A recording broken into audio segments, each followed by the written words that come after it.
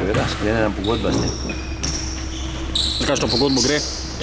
Rekla sva, vse sva dorekla, roko sva si dala in potem bo še prišla formalnost v obliki papirja. Verjetno ima Goran Jagodnik kot veteran pomembno vlogo, ker se pričakuje predvsem mlada zasedba. Ja, upajmo, da ja.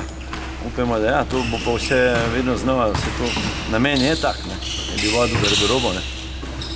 Saj, z mojega vidika gledano, morate vedeti, da jaz imam en vidik gledanja na ekipo lahko, ner pa nasprotnega.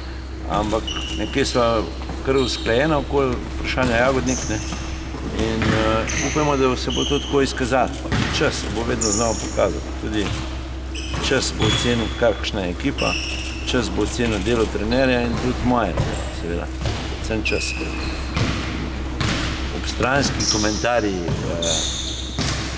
kaj delamo seveda narobe, tega bo verjetno veliko, predvsem z medijskih vrst, to se pravi vaših, nas ne smejo motiti in tudi nas ne bojo delati.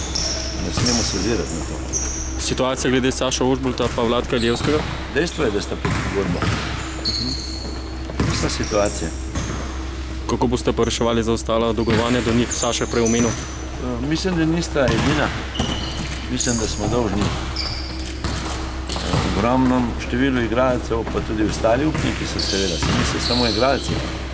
In pač to bo nekako reševano, če bo v paketu. Ne moramo posameznikov posebej reševati, ker to ne bo korektno, niti ni poslovno sprejemljivo. Tako da tukaj bo pač prišlo enkrat do finala tega, da bomo, kar se upniških razmerij tiče, prišli enkrat do finala. Bo to pač v paketu.